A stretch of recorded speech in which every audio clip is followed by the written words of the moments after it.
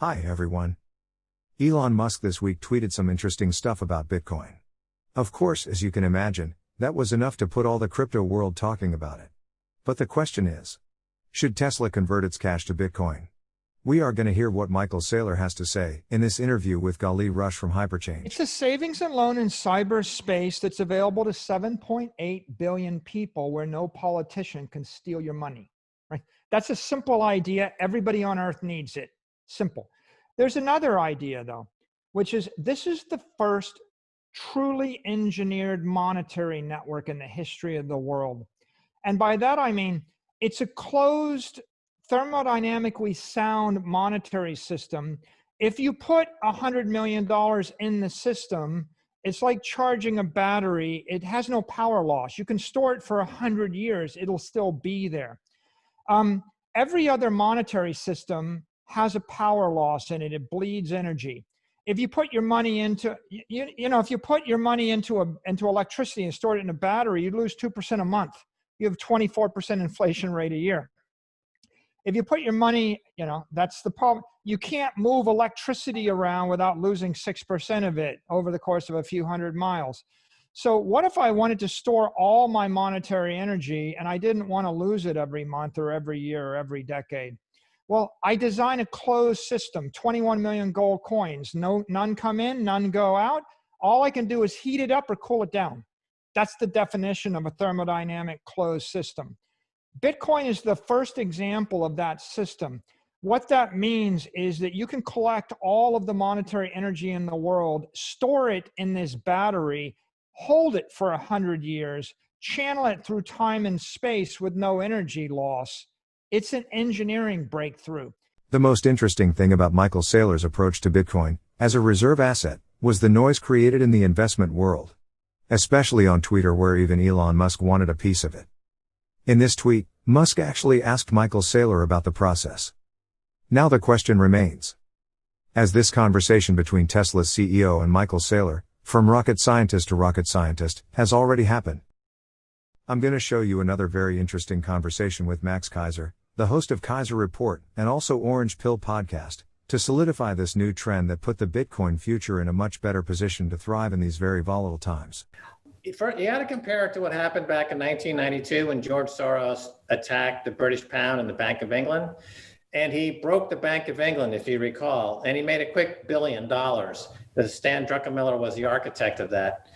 And right now, what we're seeing is a similar thing going on with Bitcoin. And what Michael Saylor figured out, and now possibly Elon Musk and others, I think Larry Ellison's going to get involved, is that they have the Federal Reserve Bank and other central banks in a very precarious position because those banks have artificially pushed interest rates down to these extraordinary levels of almost zero, and 18.4 trillion are now negative.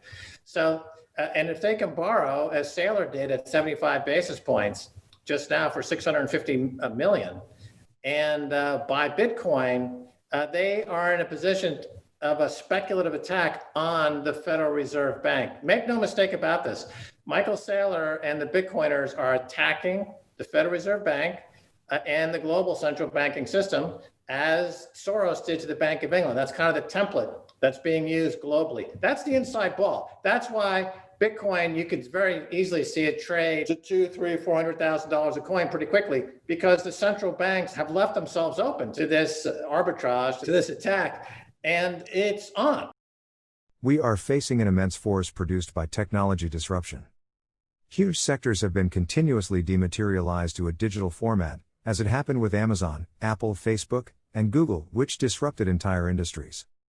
No one can predict the future, but we must try to understand the trends. And I don't want to finish this episode without showing you an important explanation of why this is happening with the central banks. Andreas M. Antonopoulos couldn't do it in a clear way. Maybe it can help you better understand the purpose of Bitcoin as an outside system that is trying to dematerialize the monetary system. They have become gatekeepers as intermediaries. So the side effect is not just the 2% cost of every transaction, it's the fundamental erosion of democracy. It's the destruction of all of the other institutions that we used to have control over. We no longer have choice, we no longer have voice. And what is left when you have no choice and no voice? Exit. And we can do exit the hard way. And exit the hard way is trying to get with 50 other people into a tiny boat and cross the Mediterranean. A man-made crisis. But exit the slightly less hard way is saying, I'm opting out. I am leaving your centralized parasitical system, and I am choosing to use decentralized platforms. I'm using decentralized platforms for my money. I'm using decentralized platforms for my payments. But I'm also using decentralized platforms, perhaps in the future, for my speech, for my publishing, for my corporate organization, for all of the other interactions that require trust, where trust used to be a function of hierarchy, and it no longer is. Trust is now a protocol. And when we have the technological tools to take trusted institutions and convert them into a peer-to-peer protocol, we take back that control. We remove the intermediaries. We cut off the flows. If you want to stop a parasite, you have to stop feeding it first. I know this is the bullish case I'm presenting to you. But there are risks and huge challenges ahead. Bitcoin and the blockchain can be a solution, although central banks are trying to keep control of the intermediation system. Raoul Pal, the CEO of Real Vision, has been reflecting on Bitcoin for years. His profound way of thinking in a macroeconomical perspective justifies some minutes to hear him. So you're a restaurateur, you're out of business right now. You've got a solvency problem because you can't pay your rent, you've laid off your staff, and you can't reopen. So you're stuck. Do you just lose your business you've had for over the last decade or two? Or do you somehow sit it out? The bank won't give you money. The government gave you some sort of loan, but what else is coming? How do you survive this? Well, the central bank could give you money directly. That kind of stimulus is what they want to do. It's also a way for them to kickstart universal basic income, because the central bank can underpin the poorer parts of society by giving them money directly. It doesn't go on the government balance sheet. Now, central banks now believe they're omnipotent, that they can continue to expand balance sheets forever. MMT seems to be the prevalent thought, and this is just an extension of this. This is kind of Keynesianism gone mad. But it could work for a period of time. You see, this could be a really, really good way to solve many of the world's problems. It solves the SWIFT problem. It solves the Eurodollar funding markets problems. It solves the problems of getting money to people who need it. Central banks can also change entirely the structure of how money and monetary policy works, and fiscal policy, because they can give it to different people in different ways. So they can credit the restaurateur, but then penalize with negative interest rates the baby boomer saver, because they want to release their money back into the economy. They can give students a positive interest rates to help them save. They can change everything. This is the rise of behavioral economics and incentive systems. So governments essentially, using big data, can find who they need to stimulate at any time and adjust accordingly. They can do it dynamically. This is a structural, massive shift to everything we understand about economics, particularly macroeconomics. Nobody's prepared for this. None of us know what this means.